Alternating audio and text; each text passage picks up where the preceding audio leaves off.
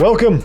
And today we're going to talk about something a little bit more important to the business side of growing your business, pursuing the vision, pursuing the purpose that God has on your life.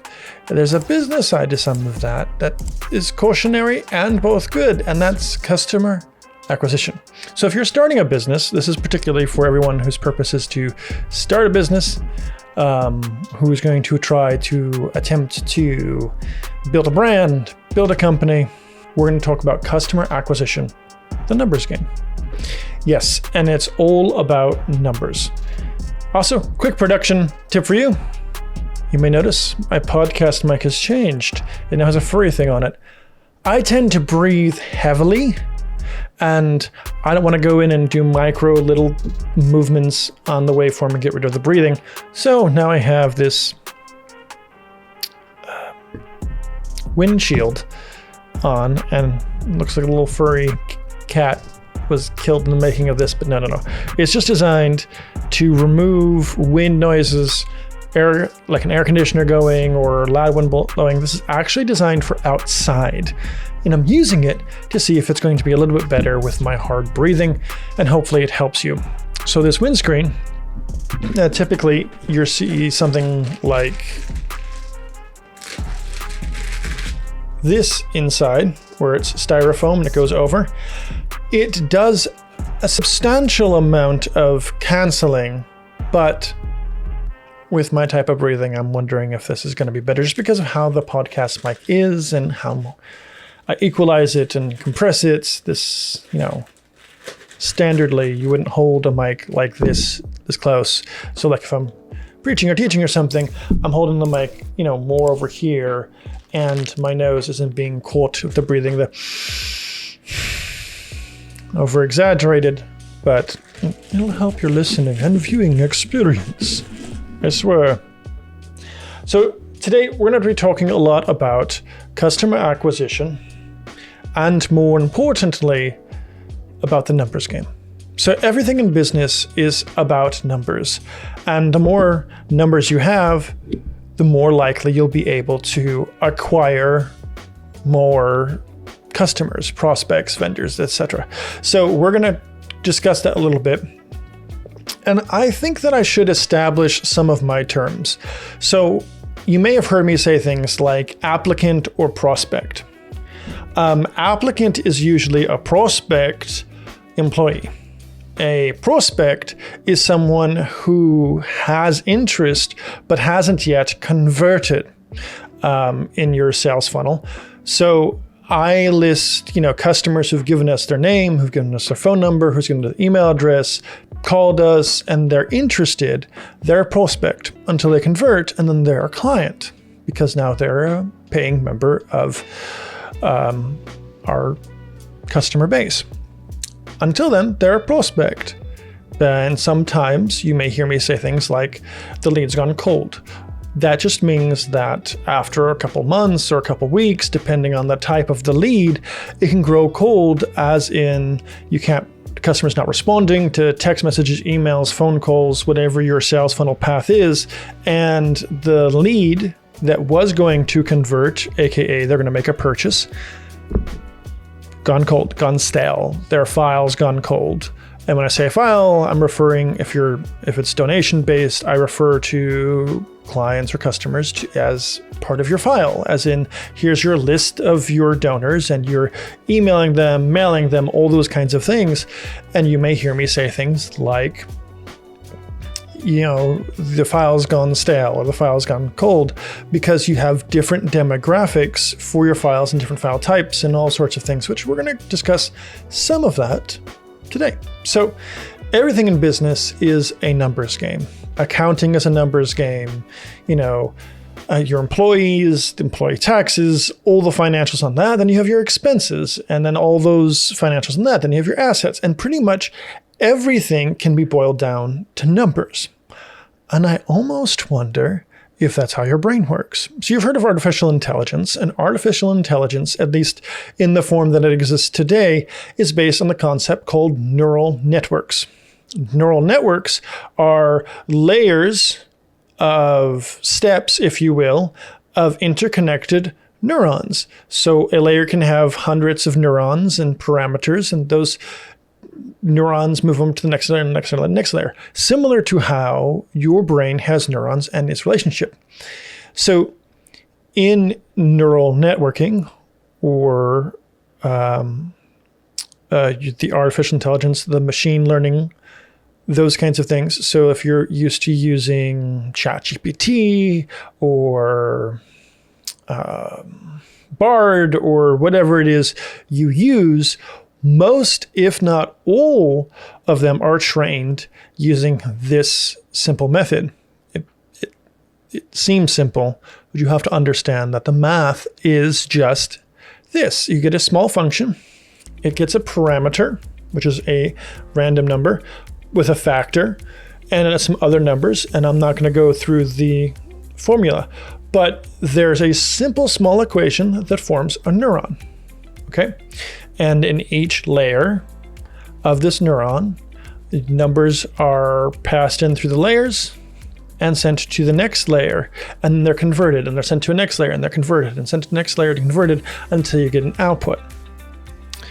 The reason why training takes a very long time is because these multi megabit, gigabit, and God hope not, terabyte AI neural networks literally use millions, if not more, parameters feeding into this neural network, and each neural network has an unknown infinite number of neurons in each layer, and that's how you get natural responding artificial intelligence. Because what they do is they take your text, hi, give me a brownie recipe, whatever.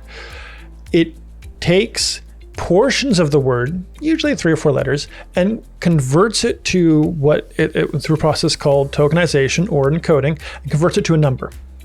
That number then becomes a parameter passed in to the neural network, the artificial intelligence. So then your question goes into the first layer, it gets converted through numbers over and over and over again, and it produces a response. And then that response might be passed through other machine learning or artificial neural networks that are designed exclusively to kind of protect the response of the neural network. So it's just not producing random stuff. And it's kind of like, even if training can only go so far, so you train other neural networks to modify the response and that kind of thing, so that, it's more like what ChatGPT wants you to hear and what their OpenAI's biases are towards too. And bias may seem like a bad term, but it's not. It's just they want you to have a response that's clean, that's family friendly, or if it's legal, they want to warn you that this AI may make mistakes. And so they're going to add and change things to the response. It gets a little bit more complicated, but the very basis is you have a number, it's converted into this neural network, which is then converted to another number. And during training, these parameters are all assigned random numbers. This function is assigned a random number, and they train AI trillions and trillions of times, and each time they provide random numbers to all of these neural networks, all of these layers, and they feed you and get a response. And the response is usually really bad the first time it's done. So what they do is they use another mathematical equation to see how far the response is supposed to be and what the number it returned, and does it for all of this. And then it uses this kind of almost trig, but more algebraic expression, and then can grab a new set of numbers that's closer to the numbers that you want, and it keeps trying to guess pretty much, very well educated guess, and provides all these random numbers. So literally, ChatGPT is a billion versions of training, months and months of training, literally just running servers over and over and crunching numbers. Now, all that to say is your question and answer, images passed into it, websites, all that information is then transferred or encoded numerically. All of it. Usually, converted numerically, you get a numeric response that's then decoded. You encode it into numbers, you get a response from the artificial intelligence or neural network, and then you get a response that you then decode into something that makes sense. This neural network concept is based on a paper written a while ago, based on the theoretical concept of how your brain functions. Your brain has sophisticated neural networks, multiple of them in theory, and you have neurons. And the neurons form relationships and connections to other neurons based on how it works. And these layers in artificial intelligence do the very same thing. In fact, so much so that we actually don't know the internal workings of an AI neural network. No one could actually manually go in and code all these functions that do these things and, guess the numbers, that kind of thing. We actually don't know what kind of relationships are being made. So like when you do the very first artificial intelligent task or neural network task that a student is given when they get into neural networking is to create a simple neural network that recognizes handwritten numbers. And this is where kind of neural network started, because recognizing a handwritten number is actually an extraordinarily complicated task for a computer. You may write 9 and your brain recognizes it as 9, but the computer recognizes it as a bunch of pixels. You can't even do color mapping, black and white. You can't, because it just still doesn't know no one's going to write a perfect 9. It's always slanted and changed. And the computer input has to be precise to produce an output, right? Everything is precise. When you're imprecise, that causes errors and issues or unknown concerns that may result in you just not achieving the response you want. So when you code numbers and things and you process it in, and if you were to take bits and pieces of this neural network and see what part of the image it's processing to produce the response, you'll be so shocked, because it learns differently, and no two neural networks are going to be the same. And in fact, you're going to train thousands of these neural networks and hone them in. And eventually you're going to get to a point where you get the result you want, but you're going to have a lot of this neural network trash files that you don't need. That's this compiled neural network. And eventually, after you've trained the neural network, you get a compiled version of that neural network. It's a machine learned file that becomes a function or process that you can then pass in handwritten numbers into, and it can get a response. And that's how, very similarly, I believe, how your brain works. Now, for everyone who's spiritually inclined, I'm not saying that's how your spirit works. Okay. And I'm not going to try to endow you with my personal beliefs, but your brain, through psychology, has multiple personalities, which we can equate to maybe multiple neural engines, each that run sophisticated components to provide responses and information, thoughts, to you, to your, technically to the master director that lives in your brain. It's a sophisticated neural network that then uses your master file to predict responses. Okay, and that information is then presented to you as the spirit, as the soul, to make decisions.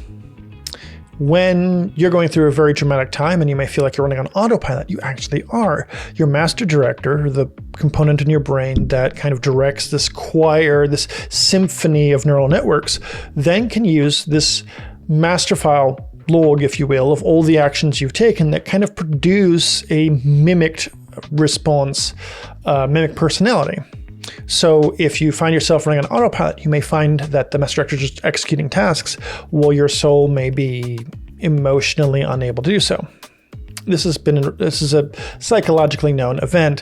I'm just describing it differently than most psychologists and psychiatrists would describe it to you, because that's what makes sense to me. And the master file concept and this master director, it makes sense to how this orchestration of personalities works. If someone has multiple personality disorder and they're not possessed, if they have multiple personality disorder, they have this different personalities that are usually tasked to do specific things, which is why they're always limited personalities, that they have a function, they serve a purpose, and that's it.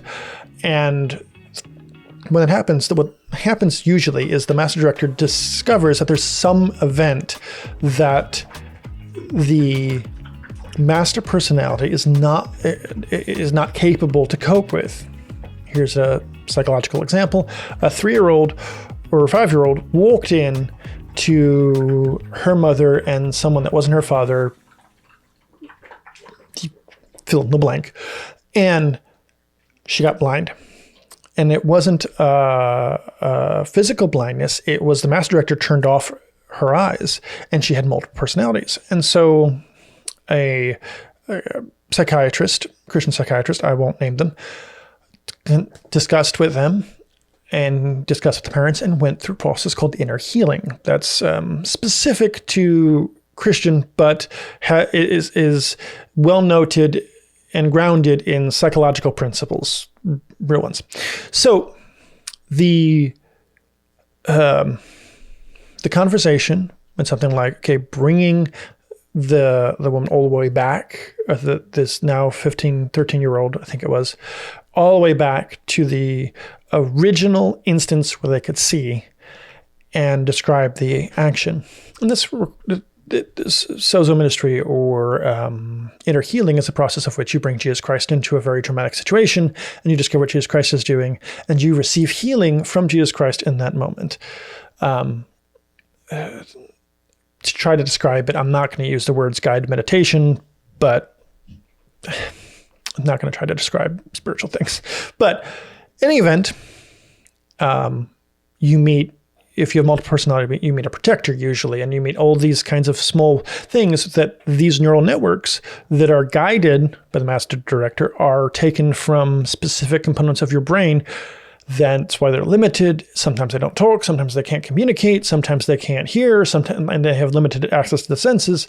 And so their responses, this multiple personality disorder, is limited because the master director is trying to protect the soul, the spirit, and the, we'll say, master personality. But don't know how it got in all of that. But in any event, when she went through sozo ministry, when she went through inner healing, her eyes opened up and she was able to see again. Not that she couldn't physically see, there was nothing physically wrong with her eyes, but when the issue got resolved and the change happened, the master director was able to change the master file and change the responses and return all the personalities back to their original work. Because everything in this universe can be quantifiable by numbers. There's a Fibonacci sequence that describes very precisely creative components of nature are replicated and how prime numbers are involved in everything. Everything can be recorded in numbers. The difference between a person and a soul and a personality is a soul can change their responses.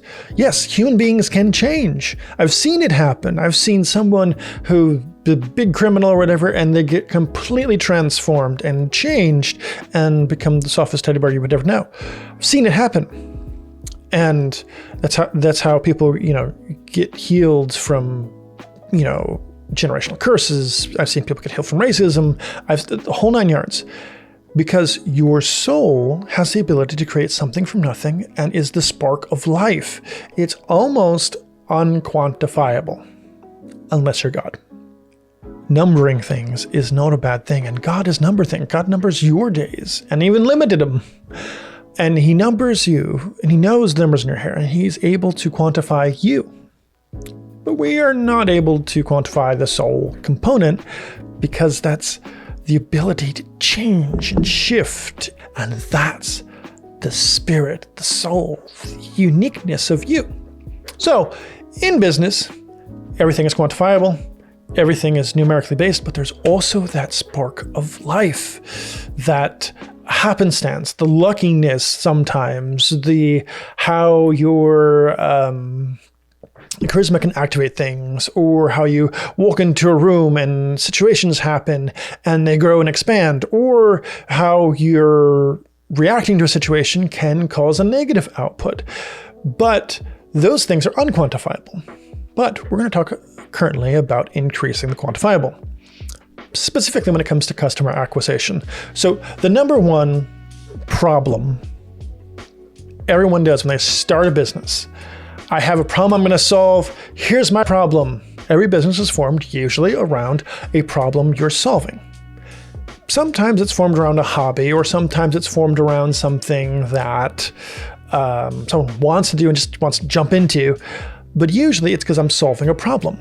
And if you solve that problem well, or you find a problem that can't be solved easily and you make it solvable easily, you can provide a solution. Or maybe you find a problem that nobody knows is a problem, but when you solve it, you save people time, resources, and all these kinds of things. And that's how you start business.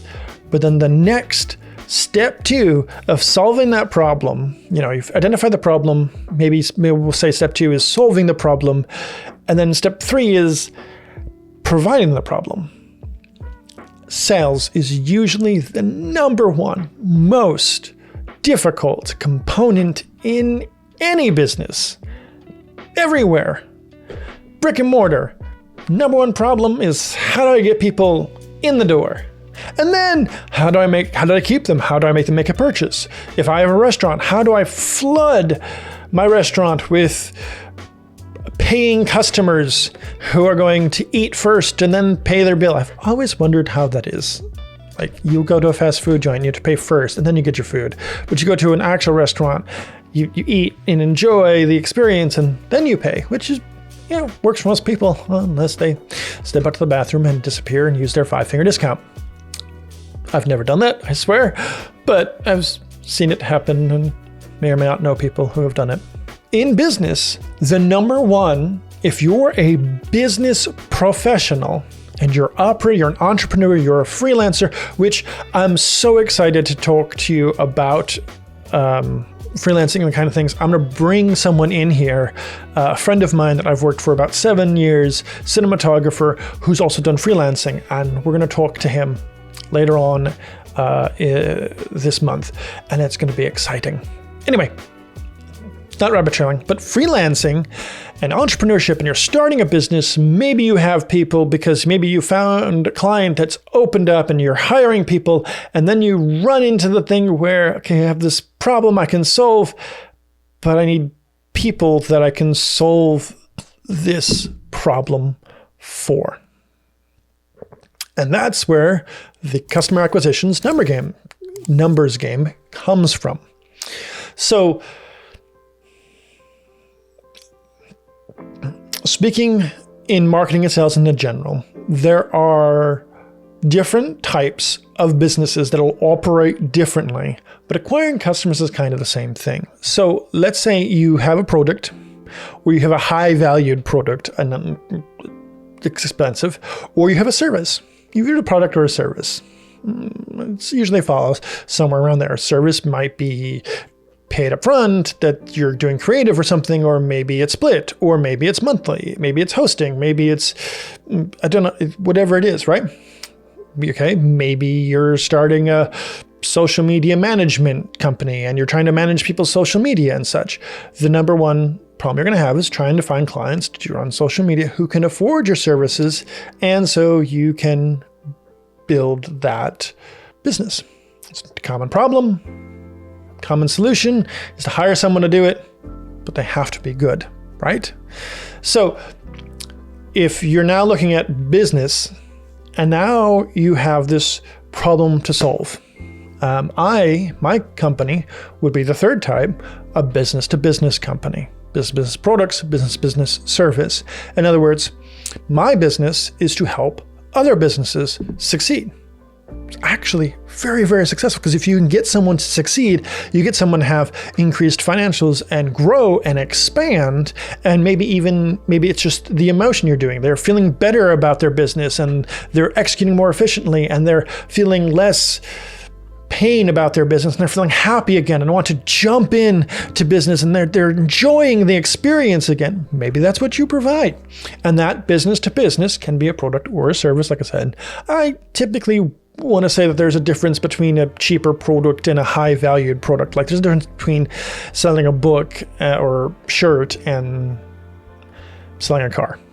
Okay, because selling a car is a little more complicated because it's, cars these days are like $20,000 starting, if that's not 30, and they just increase in cost and infinitely, and hey, if you got a Rolls Royce you want to part with, please send it to me. I don't know why I just said that. Just send me your, yeah. Mm-hmm. All right, so the point is, the number one problem in business, new business entrepreneurs, is not funding. Okay.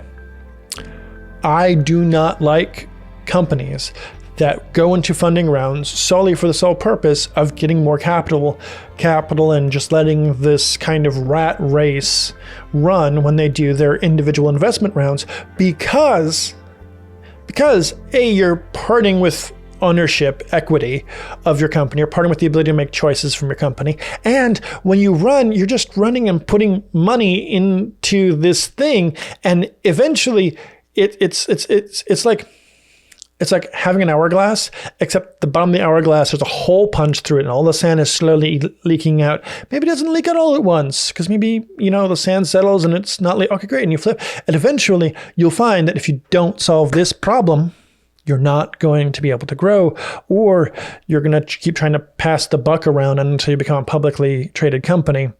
And I've seen this happen before. WeWork is a big example of this.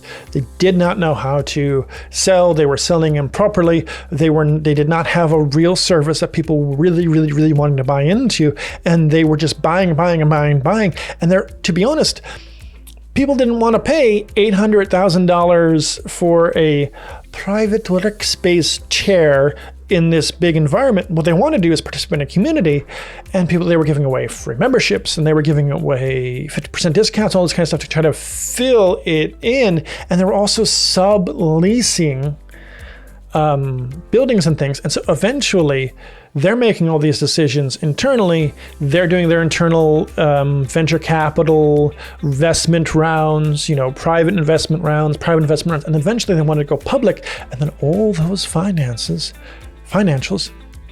get flipped and become public knowledge. And you can look at it and you're like, who knew? Even though the founder was probably smart and may or may not have planned this all the way through, no one knows. But he left with a good contract. He left with a good amount of money. He was able to sue and all those kinds of things to get his money back. And if you haven't seen the documentary, or I think Apple TV or someone did like a series on it, and it's kind of close to the real. It's a little more dramatized, but who cares? The point is, they ran the rat race and they never solved the selling question. They were solving a problem that didn't know how to get to sell. Okay, so let's talk about why it's a numbers game. Okay, there are different types of customers. You'll have loyal customers, great people that are going to stay with you forever and ever. Fantastic. You want those customers. Then you're going to have customers that maybe will invest a little bit, try it out, feel it out, and see it's not working for them within 6 months, 2 years, somewhere on the, and then they'll churn. We call them churn and burn. Churn and burn. I have a subscription. I cancel in 6 months. You've turned them, and then they burned them. Usually, with a churn and burn, you can ask two questions. Does my service provide the solution for you? Does it actually work for you? Biggest reason churn and burn doesn't work in subscription-based services is they're not actually making money from your service, and it's not actually giving them any real value. Or worse part is they did an investment, they were hoping for return on investment, and they don't have a lot of cash flow. They love the service, but because they don't have a lot of cash flow, just loving the service isn't enough from a business perspective, and they have to start cutting, or eventually their business is going to fall.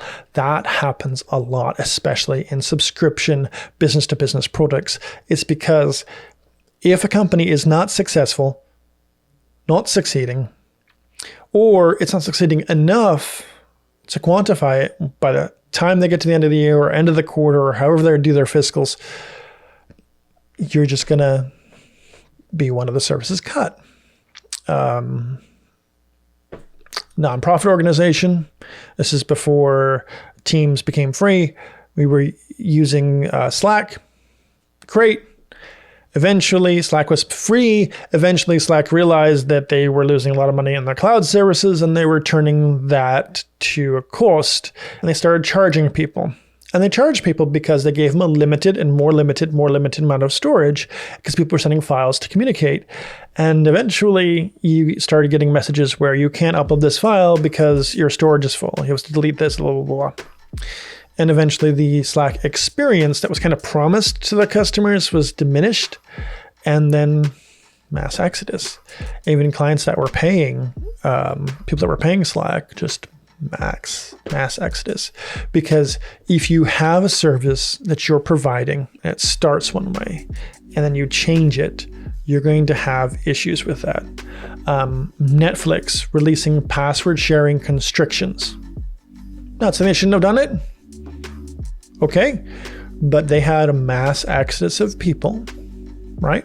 But then they also made revenue back because they still provide a service that is almost, not that anyone else can compete, because you have HBO or Max, you have Apple TV, which can't even compete, you have Prime, you have Hulu, all these things, but Netflix has this curation of content that you can only find on Netflix, and they're still a household name. So when people want to watch something, they think Netflix. And so even though Netflix has like 8% of the market share or something along those lines that I read this morning, Netflix is still successful and is still turning a profit.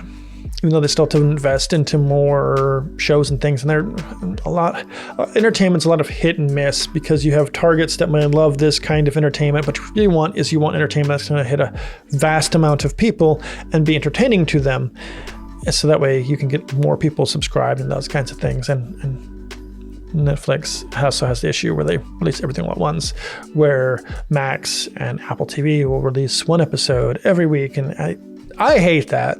Because I'm like, I want to know the end. Just let me sit here and binge. But again, it's a numbers game. They're dealing with that subscription base, and the problem is with Netflix, Apple TV, Max, and those subscriptions. Now this is a non-business business. This is business to customer, B2C, and so you're going to have people who buy it, watch what they want. Because most people live month to month, and they're going to find, I don't need this anymore. If I want it again, I'll pay for it, cancel their subscription, and move on. And sometimes they'll come back and forth, and maybe they'll hop between, Apple TV, Disney, Hulu, whatever it is, and just jump between them, every other month or something. So those clients, you kind of lose them. Remember, the first type is people who are going to be loyal, who you've solved the problem, they're growing, they're expanding, they're enjoying the experience. You'll probably never lose them unless you substantially change the service you give them. We're not just talking about price. If you change the pricing schedule. So let's say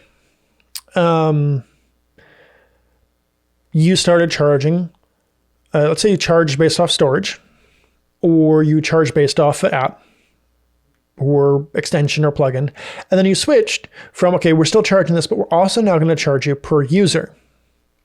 Figma did this. So they allowed you to have a certain amount of users have access to it, and you could share it with clients and things, and infinite number of, share it with whomever. Great, no problem. And they can review and that kind of thing. Figma changed their terms of service, and they started charging for certain types of users that had free access before. And they had a mass exodus of people because people were not afraid, but people were like, this is not what you promised me. This is not what you told me. This is not the service I'm expecting. And now, instead of my $100, $200, $250 bill from Figma, it's now a $2,000, $5,000. That's a huge price change. Huge price change. And when that happens, that's a substantial hit, and you're going to find that a lot of customers are not going to accept that. Yes, there's a lot of purple on my face. I may have moved my backlight a little bit too close when I started, and I thought, oh, okay, it's doing what it's supposed to do. It's separating this from the background. I didn't realize how close it was, because look at that skin tone. It's all nice and purple. Man, it's a podcast, I know, but if I had, not more time, because I could set up more time, but if I paid a little bit more attention to the preview window, I would have probably noticed it more than now. This is also why, hint, numbers game, you should never conduct business by yourself. Get a partner, get a friend, someone you trust, get an administrator, someone you trust to help you grow. Okay? Not just sales, but someone who's going to help correct emails, work with your calendar, those kinds of things, so that you can get that extra help you need and jump. You should not be doing everything all at once. It's terrible. Yeah. Okay, so customer acquisition. So there's 3 types of customers. First type of customer, loyal. Second type of customer is the churn and burn, 6 months to 2 years. The third type of customer is a customer who's going to lead you on and never make a purchase. Okay, they don't count as a churn and burn because they don't purchase anything. Or worse, they want to sample it. They want a free trial, right? This is why I don't offer free trials. They want a free trial, they pay for the free trial, and they close it. Those are people that either they don't have the financials, which is fair, but usually it's not that they don't have the financials, it's that they don't find value in your product and they don't want to pay for it, period. And so those people may try to get frees, they'll look for the discounts, all those kinds of things. And to me, those are the customers you want to avoid.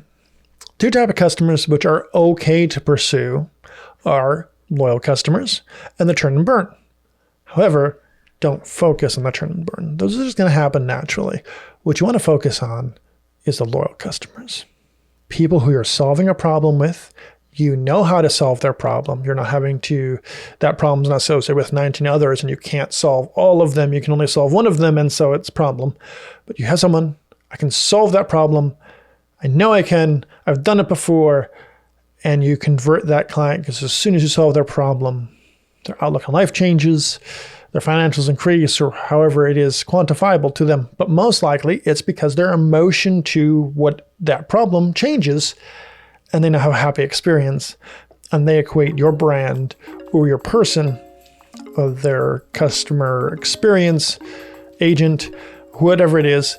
They now see this person positive, they now see this person positive life, and it becomes like a relationship, like a friendship, and they don't want to lose that friendship. Most people do not want to lose friends. Most people don't want to lose a loved one, etc. And from a business perspective, if you change their emotion, they become invested into you and you become invested in them. And when they feel this investment, they're less likely to leave. That's a type of customer you want to quantify. Okay, so you quantify what? You quantify demographics, male, female, age, income, zip codes where they're at, quantify their interests, what, these people like XYZ, and 95% of them or 50% of them like, okay, that's great. I'm building a profile that I can use then to begin targeting ads.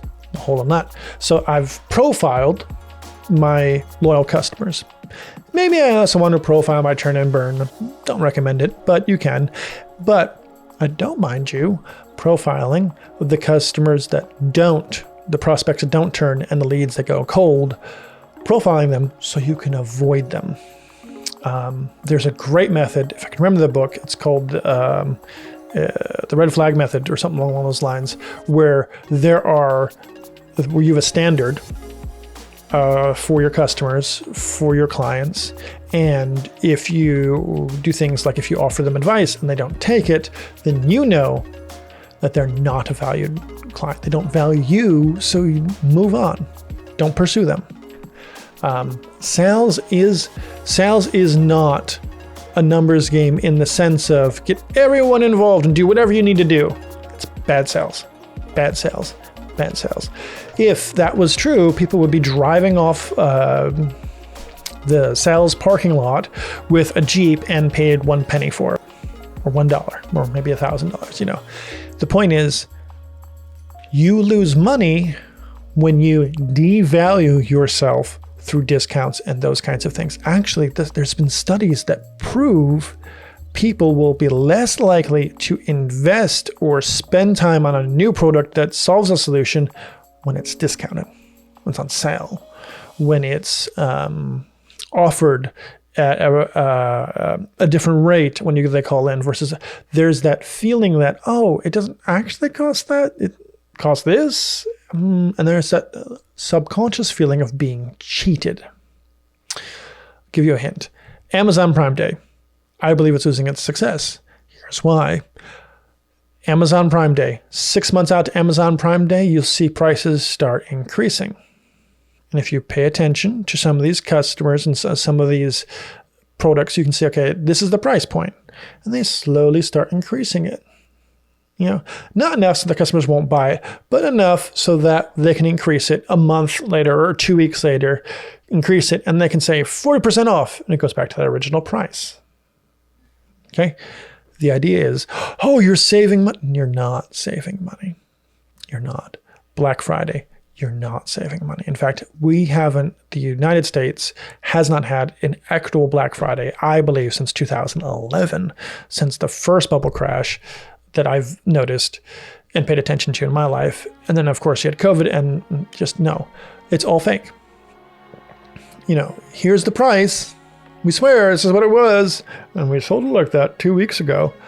But 3 weeks ago, it was actually this price. And that's the sale price we're giving you. That is more common. Now, subscription services may actually give you a good Black Friday discount because they want to participate in that giving nature. And so they give you a real discount. Some website owners, they'll give you a discount. Some website owners will give you a discount on products that they just need to get rid of, or others will give you a discount just because they know how many people are going to buy, and they can offer a discount and not hit their sales a little bit. But retail stores are really bad for this, especially national chains. And of course, Amazon is a big thing. Now, of course, I'm not saying that's Amazon.com's practices. It's just something I noticed on Amazon sellers.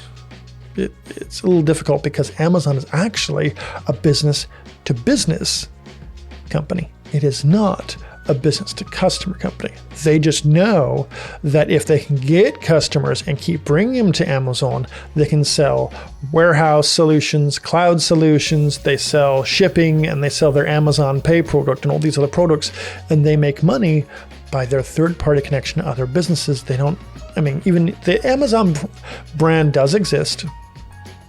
I don't know exactly how that works in their system, but I consider them more business to business and less business to customer, because they know that if they can get customers from Amazon Prime, if you pay the Amazon Prime subscription, they don't mind giving you Amazon Video free. Now, of course, after COVID, the cost of the Akamai and the other CDNs out there increased because hard drives and processors and all that kind of things were scarce. Everything kind of skyrocketed a little bit.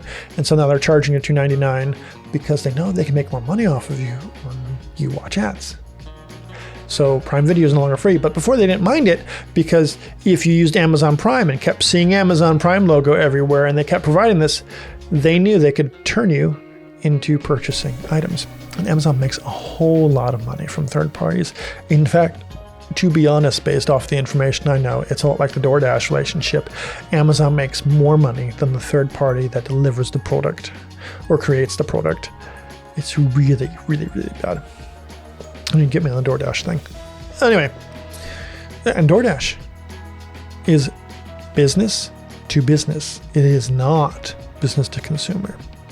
They have a consumer-facing product, but they make... I don't have a restaurant with them, so I think I can say this. According to interviews, they make 30% from the restaurant. Then they charge you a DoorDash fee. Then they charge you, sometimes they'll charge you a mini cart fee, sometimes they'll charge you a transaction fee. So they charge the restaurant, take 30% of whatever the restaurant charges, which is why if you look at a price item, the cost is more than at the restaurant. It's 30% more usually, or a little bit. And then that delivery fee. So they'll charge you the delivery fee. Then they'll charge you the DoorDash service fee, right? So now they're taking 30%. They're charging the customer $5.99 unless they have Dash Pass, and then they charge this 11 to 15% or whatever it is, DoorDash subscription fee, right? It's supposed to help with things, and then they ask you to tip. I don't even know how to talk about tips. I'll leave that for another discussion, because I believe that 100% of those tips go to the Dasher, but DoorDash has now made, $5.99 for the delivery fee, right? Which may or may not go to the restaurant. I'm not sure. They make the 30% from the restaurant. Charge you that. Charge you 11%, 15% Dasher subscription fee, whatever it is. And they do that because it's a numbers game. And you may wonder why it's very high. Because the amount of people that actually lie and cheat on DoorDash is substantial. A lot of people didn't receive my food. Yeah, you did. Many people are asking for refunds when they have, there's a high percentage of fraud. In fact, if you go into online retail numbers sequence, almost 20 to 30% of your orders are fraudulent. They're called chargeback orders. And that's when someone receives a product, calls their bank, I never made this, right? And you have to prove that you've shipped it, and you send it to their address, and you have to prove somehow it's there. And if you don't have actual physical proof, like a physical receipt or signature, those chargebacks usually, it's called, when you activate your zero liability, right? Let's say someone stole your credit card information and made a purchase, which is what it's supposed to be used for.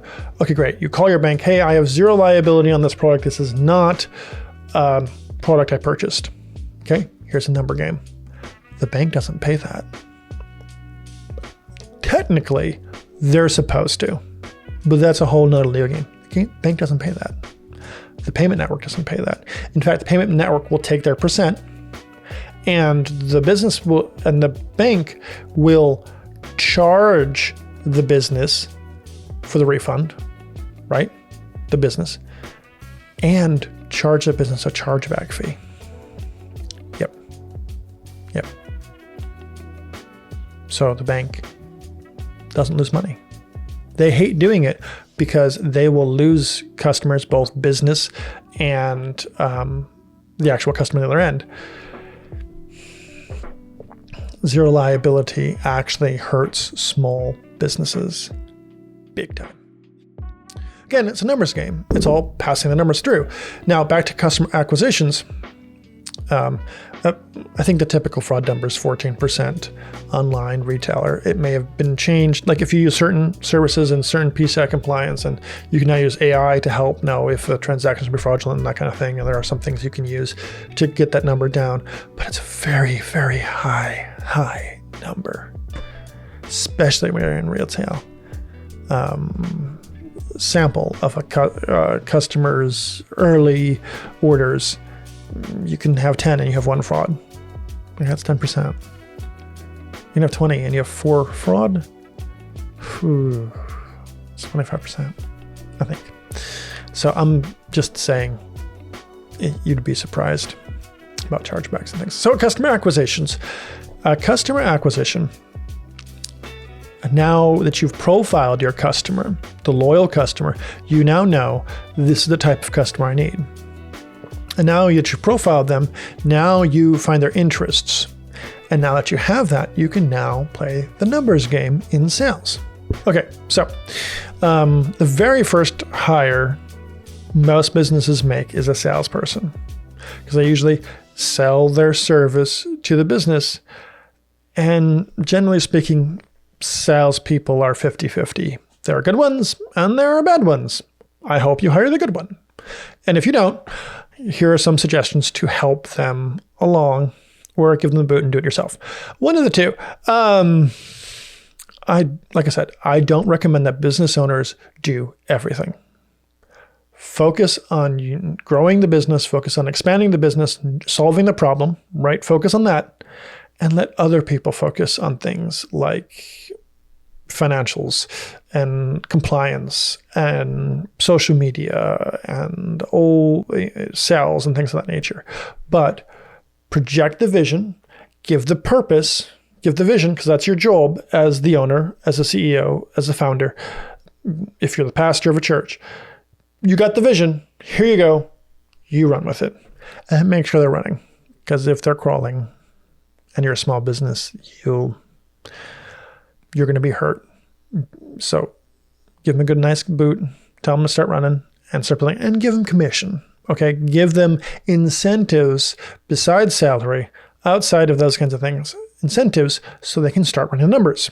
Here's the numbers. Okay, online Facebook ads, Google ads, digital ads. Now, I don't ever recommend that your whole content prong approach be in Facebook, social, and all those kinds of digital advertising. Because Google ads, Facebook ads, Instagram ads, they're not the performant ads. They're not. They don't perform as much as they should, and they require a lot of targeting and honing in and a lot of information to try to make those campaigns work, which is why people hire whole advertising companies that try to help push those numbers and such, and to make those sales numbers work. There are other ways that you can spend your sales budget, but if you do use them, you can use that demographic targeting we talked about, and you can target specific users. Okay, now you want to target those loyal customers. Okay, and then you become a process, right? You get a lead, right? It's usually how this works. You get a lead. If it's a product, hopefully if you're buying a product, it's the best thing to use is digital, because you can actually know, okay, it cost me $35 to get one person to buy a product.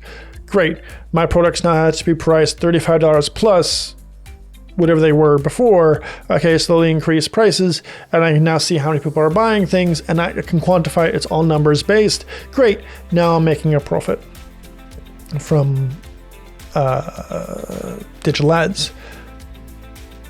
Subscriptions that can be done, like business-to-business subscriptions, and those kinds of things that can be done automatically. Like someone can go in and buy a subscription today from the ad. Great, use digital ads. If it's not something like that, you don't have a product, you don't have a subscription, there are other ways to get clients. Don't use it. You can use LinkedIn a little bit. They're way more expensive, and you're going to have to hone in a lot on LinkedIn advertising. But in messages and those kinds of things, you see them a lot. You hate them. I hate them too, but they help. Right? So customer acquisitions. Let's now talk about how we get those numbers up. So you build a website, right? You used to, in the days of SEO, you used to be able to search engine optimize it. You should still SEO it, do some accessibility, and consider your website like a storefront. That's what I've been telling people. Consider your website like a focal point to find or send potential customers from social media organically, and maybe Google searches still organically. Okay? So those two components organically. I repeat, organically. Don't pay Google ads. Don't pay social media ads first. Build the organic response. Start building that community. Maybe you want to hire a social media director or a marketing firm or an agency, such as the universe.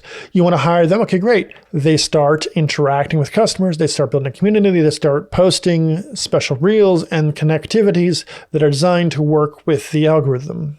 Special music, keywords, and they go reach out to other accounts that need your product and service, and they start direct messaging, they start commenting on their stuff, and they start getting brand awareness built. And that's something that your social director can do that's actually a component of sales, okay? And it's a numbers game. You need a lot of impressions, a lot of views, and that will produce clicks. It's usually very, very low. The best I've seen is 0.3%, or 3%. I'm sorry, just 0.3%. The best I've seen is 3%. 3% of your followers, captivating on them. Boom. Okay, great. kind of like the industry gold standard. Traditionally, most people see 1% of their followers converting, whether it's donors and such. So, and that's just organic. Sometimes you can boost those numbers up when you do a paid and sponsor post and those kinds of things. The second way outside, so you have digital, and then you have digital organic. Digital ads, digital organic. Okay? I always say digital organic is the best way. And then you send it to your website. Let's say you are brick and mortar. Great. On location, you're going to put signs out, right? Introduce people who you are. Don't just put your brand on it. Tell them who you are. So when they drive by, they know. It's great if you have double brand. So if you're offering personal training services, Training by Joe or something. Okay, if you're a coffee house, put the word coffee in your name. Joe's Coffee House. It's not that hard. And then people drive by, Joe's Coffee House. Oh, I want coffee. And I go. And maybe you need to find an intersection that's a little bit more busier than where you're at. Maybe you didn't find a good location. Okay, great. Send people to your location. Drop a sign, drop a banner. Maybe get permission before you drop the banner. Maybe you don't. And someone just takes your banner later, but you get 3 hours of free advertising. Or you start building things like referral programs. What do you mean? Hey, bring your friend in. 1 coffee on us. Okay. Buy one, get one free coffee deals. It's technically a discount, but it can help a little bit. I mean, there's a yin and yang to using discounts. Discounts can be good depending on the products and service, but overuse of them can actually be really, really negative. So it's a yin and yang kind of thing. Okay, great. So you're getting foot traffic. Maybe you get a billboard. Okay. Maybe you pay to have your little coffee house symbol out on, I-90, I-70, I-34, whatever, and it's boom. Coffee, next exit. Well, great. Might be a little bit pricey for you. Maybe it's not. Maybe you billboards, or maybe you do a mail drop. Most still higher performing than social media ads. Drop, get a zip code, drop a postcard. Pay for the postcard printing, pay $1,000 to the post office, drop it to 10,000 people, 5,000 people, or 3 to 5. And they get physical item. It is not a social media impression that they scroll by. They're going to get it in their email or get it in their snail mail. It's a physical item. Maybe you offer a free thing. Again, I don't know if I would do that. Maybe you just share who you are, scan this QR code or some other way where they can enter information. Maybe, hey, scan this QR code and you can get your next coffee on us. Try us out. Okay, great. You get a bunch of people from that zip code coming in. Choose zip codes wisely. Find zip codes of people that are nearby that, say, are paying for an extra shot of espresso, are paying for an extra shot of syrup or something, are paying for skim milk versus normal, all those kinds of things if you're a coffee house. And then you're like, okay, so these customers of this type are spending more money. Okay, great. I'll do a drop there because I know if I can get one person to come in and they love my coffee, maybe they're looking for good coffee. Maybe they hate Starbucks and they hate the cost of Starbucks prices, and you're a little bit cheaper because you've built the whole thing and you don't have to worry about corporate getting involved. It's your business, and maybe you found a way to, charge $2-3 for an espresso and it cost you like 50 cents. Great. That's a great markup. That's the markup you want.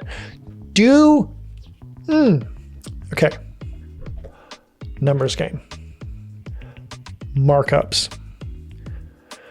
One of the toughest businesses to be in is retail, like selling clothes, selling books, selling anything. Selling books is actually the worst business to be in right now, but this is besides the point, in my opinion. It's difficult because grocery stores, it's this very, very small markup window. It's like 10 to 20%. If you're a restaurant, prices are like 10 to 20% because you're paying a lot of money for those ingredients, and then you have a lot of overhead, and like hoping to get enough customers in and out to make that 20% go far. It's a terrible mock-up. It's a terrible mock-up. Your successful competition who makes a lot of money will find ways to cut down costs. Like in business, you cut down costs. Okay. So if it costs you $75 to make a sweatshirt and you're charging $35 for it, you're losing money. If in cutting costs, this is why everyone ships their labor out or finds factories in China and stuff. They cut their costs, right?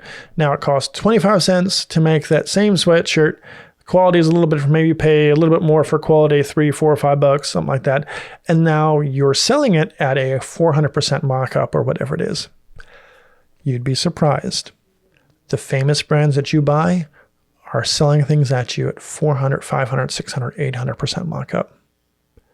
Nike shoes, not going to tell you that markup, but that's high. It may cost less than $20 to build that shoe and ship it to you. Well, shipping might be a little bit more expensive depending on internationally, but they have honed that process in. And I tell you, that's how much it costs. Now, they have way more overhead, right? So when you're thinking of your upcharge policy or mock-up policy, the percentage you're going to overcharge, you can't think of just manufacturing expenses or maybe no software expenses, but you have to think of overhead. Nike has huge overhead. They spend millions on athletes and they spend all these things on ads and all these things to get and grow and grow and grow. And they're also a for-profit company. They have shareholders and all those kinds of things. I think so. I have to double check if they're privately owned or shareholder owned. I'm assuming they're shareholder owned, public company, right? Assuming. Please Google it. If they're a public company, they have to make profit. Stocks have to grow. Everything has to be in the green. Great. So they do huge mock-up. And you're going to buy it because they sell you the experience of just do it.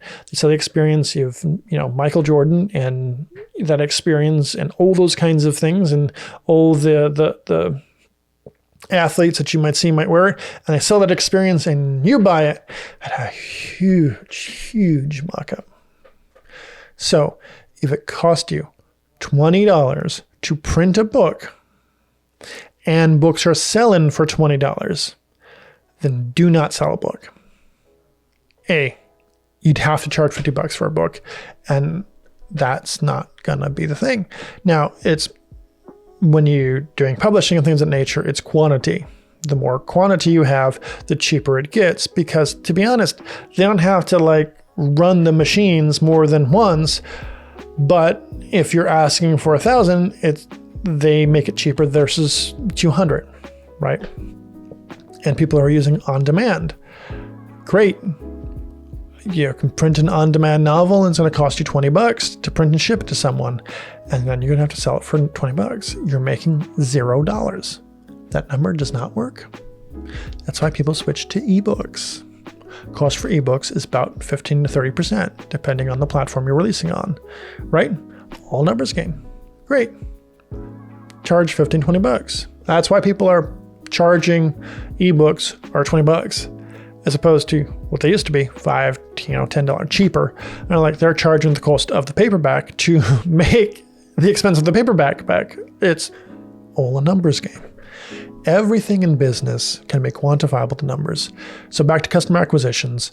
If you have a whole lot of customer views going into your storefront website, a lot of people walking into your storefront, then you're going to have more people converting. Now, if you have an actual brick and mortar, you can probably convert them better because they actually have a want and desire to be there. Your website, they may or may not have a want or desire to be there. Might just want to check it out just for fun, which does happen. But generally speaking, if you treat your website like a storefront in that, okay, now a customer wants to be here. They know the problem. They've identified the problem. They're looking for the solution. They're looking for the solution here with me. Great. I want that name. I want that number. I want that email address. I want to turn them into a prospect versus a question mark that walked into my website and walked out of my website. want to convert that question mark into a knowable person. So I can understand who they are, or create a relationship with them. Like if we're talking about donor base, or if we're talking about a subscription service, maybe they don't want a subscription service, but you got their email somehow. Maybe they downloaded a free ebook or something, and you got their email address. Great. Now I can start promoting, not spamming, promoting and cultivating my brand with them, creating a business relationship of free exchange of information on emails, and now I can convert in 6 months to a year. Great, because you're working those prospects, you're working those leads, and hopefully through an automated process. You write an email, first thing you do in the morning, boom, boom, boom, there you go. And maybe you write a process when someone subscribes for something. Maybe, hey, the next 2 weeks, we're going to give you the 7 steps of sales. Great. Every 2 days, we're going to send you an email. And then at the end of the email, we're going to have a promotion component, something you can buy tangibly. Great. Then you can go to any one of these email services and you can create a sales funnel kind of approach where they subscribe and boom, send them an email, automatic process. You don't have to think about it, just happens. Don't think about it, just happens. Just let it go, let it go, let it go, let it grow, let it grow, let it grow, let it grow, let it grow, let it grow. Program these emails in advance and you don't have to do anything. So every time a new email comes up, they're getting that process, they're getting that process, they're getting that process. Refine the process, rebuild the process, that kind of thing. Now, that kind of sales is a little bit more advanced. And when you hire actual salespeople and a marketing team, that's what they should be doing. A marketing team should not be spending too much time on your brand and your outward-looking components, okay? If they're not selling, okay? The purpose of a sales team and the purpose of a marketing team is to sell. Now, I'm not saying you don't hire someone. Like I hired a sales guy, and that sales guy helped me a lot. And yes, I asked that sales guy for advice. But if I'm hiring a salesperson and they're on commission and they're being paid a little bit of a salary and the rest of their salary comes from commission and they agreed to that, then it's my job to push them to sell. And they can offer advice based off of their customer interactions, being informed by data, not by personal, emotional connections. Remember, customers don't make informed decisions. So if you're selling something and they don't want it, find out why. And if they say it doesn't feel right, it's an emotional response. That's what people say. Because they don't feel a connection to the business, the connection to the product, connection to the service. You want to solve that problem, solve that pain point, and you're going to transfer them from a prospect to a client and lead.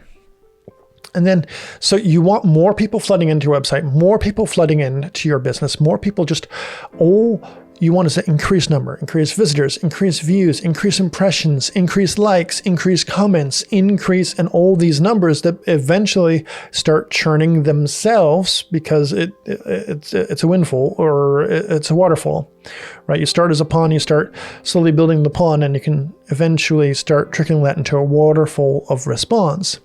And you can start building those processes now. That's what sales is. Sales is trying to get maximum amount of people through your door, website or physical, to make a purchase, to make a decision, to convert them from whatever they are to a client, to a customer, to a coffee drinker, whatever you can convert them. Same thing. So if I don't want to equate the Christian life to business a lot of that, I hate doing that just because, but it is a tangible understanding. Jesus Christ said he's going to make us fishers of men. You cast a wide net, and you can pull those souls in, and you can discover or preach to and minister to these people, and you'll get a return from salvation-wise on the investment by getting those group of people in. So, which is why churches will, if they have a soul-winning team, great, they're going to hit this street, this town, this city, and they're going to hit people, and they're going to convert them and try to plug them into the church.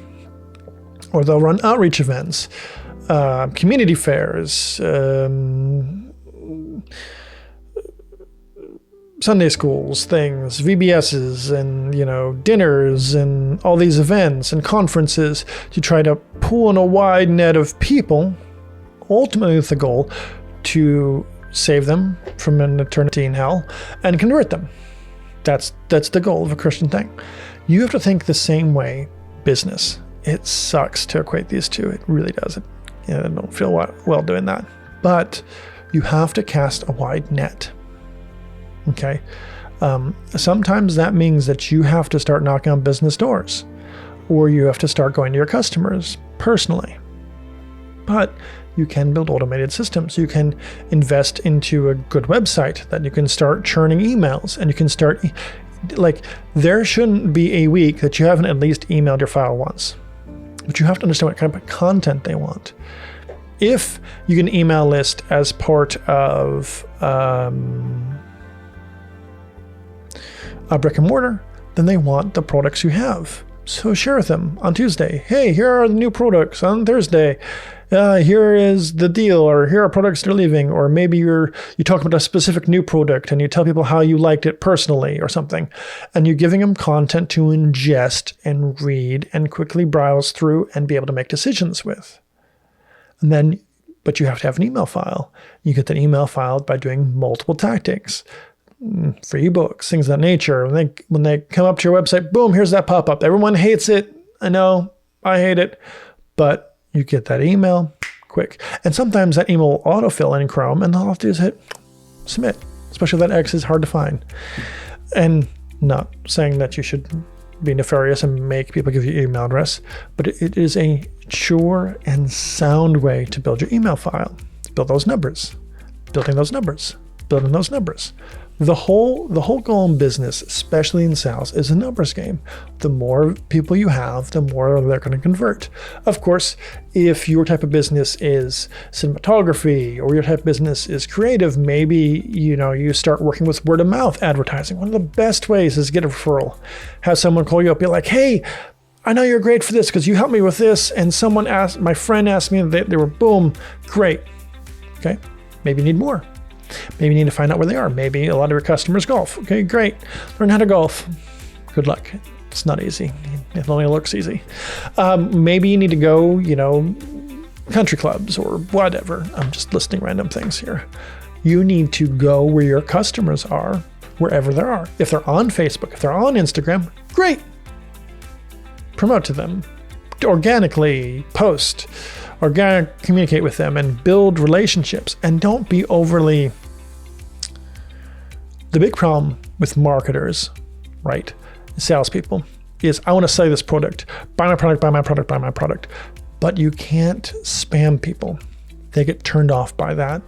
Instead, you have to build a relationship with people. Okay, so it's a numbers game. Business is a numbers game. And maybe one of these I'll talk about how you can acquire customers other ways. Billboards, mailing lists, emailing lists, and other cool and creative ways to get traction. Maybe we'll interview a few business owners or something. Business is all about numbers. Business sales, all about numbers. Business is you're emotionally solving a problem. But there's also a business aspect to it, which is why people need to be informed by the data. You're informed by so. Number one thing, when people swipe their credit card, when they get their phone number, get their email address, at sale, if you have brick and mortar, same thing online. And sometimes when they make a purchase, you get an email address, have that checkbox already pre-checked. Let them uncheck it, but pre-check. With, hey, I want to subscribe to your newsletter. Great. Okay, they made a purchase. Great. Maybe 2 weeks you thank them for making the purchase if they didn't opt in. And you give them an opportunity to see more items because the email is a thank you for the purchase. Hey, your purchase is shipped. We thank you for shopping with us. We hope your product is shipped. Oh, great. Here's some other additional products you might love. Okay, great. You tell people it's shipped. Great. That's a free business transaction when you don't have to worry about CAN Spam Act because you're telling them it's shipped. Here's your tracking number. Then when it arrives, the day it arrives, hey, today's a day. Your product's going to arrive today. Here's some other products information. Here's information about your product, how to maximize it. Here's some accessories you might like. Boom. More sales points and still sharing organic information. Or thirdly, a week later, hey, we hope you're enjoying your product. Or 2 weeks later, we hope you're enjoying XYZ product. We know that you hope you love it. Rate it. Here's this. Or maybe it's, here's accessories that you might love because they fall in love with the product. Great. Here's additional sales points. Here's additional marketing components. And you'll find that you can grow just when transactions are happening. Don't think that it's all numbers. Don't think that you can't use people that have already made a purchase, that they're gone.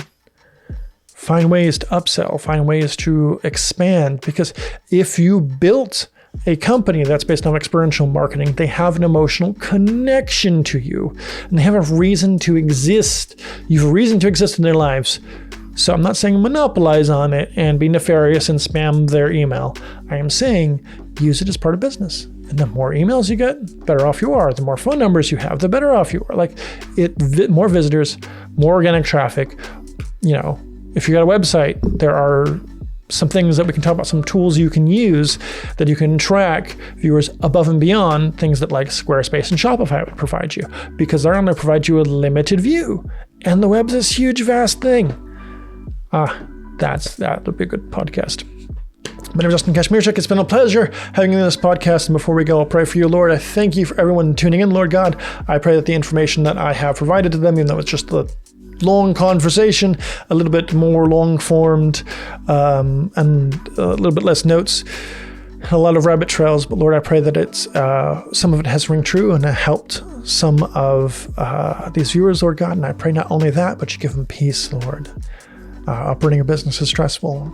Operating a business requires some faith and some stepping out and trying new things. And so, Lord, give them faith. Give them peace. Let them be led by your Spirit, Lord God. Let them choose the right opportunities. Give them wisdom, understanding, and knowledge, Lord God. Provide them with the 3 wisdoms of God. So Nisus, Phronesis, and Sophia.